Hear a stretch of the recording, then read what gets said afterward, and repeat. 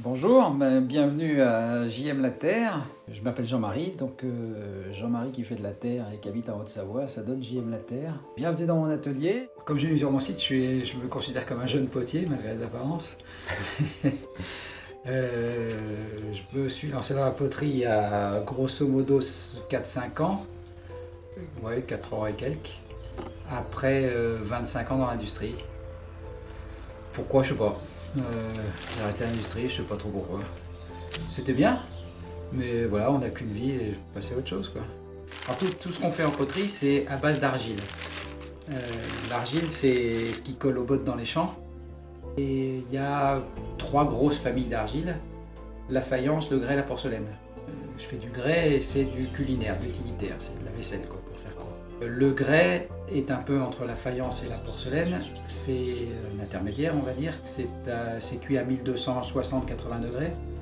C'est sûr que le contact avec la matière est vraiment chouette. Après, c'est un métier alors qu'on découvre un peu, il y a des côtés très bien, enfin, qu'on peut considérer comme des avantages ou des inconvénients suivant l'angle de vue, quoi. Les côtés un peu particuliers, mais qui sont vrais dans pas mal de métiers artisanaux, c'est que c'est un métier dans lequel tu es seul. Tu bosses seul, tu es dans ton atelier, tu es seul, et tu n'as plus du tout la relation sociale que tu as quand tu vas au travail, quoi.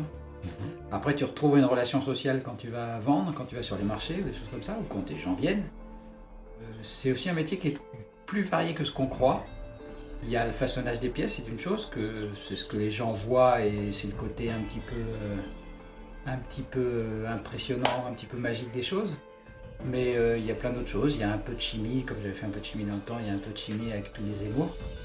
Il faut aller sur le marché de potier pour se rendre compte de la diversité de ce qui est possible de faire avec un bout d'argile.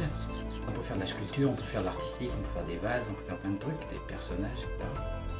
Et je suis assez partisan de formes relativement simples, vraiment utilitaires, et des mots qui soulignent un peu la simplicité. Alors au départ, je cherchais un peu, je cherche toujours un peu la simplicité, de ne pas enlever un peu d'élan à la pièce, un peu de style quand même. C'est-à-dire que c'est pas de la simplicité trop rustique quand même. J'essaye de garder un peu de style là derrière.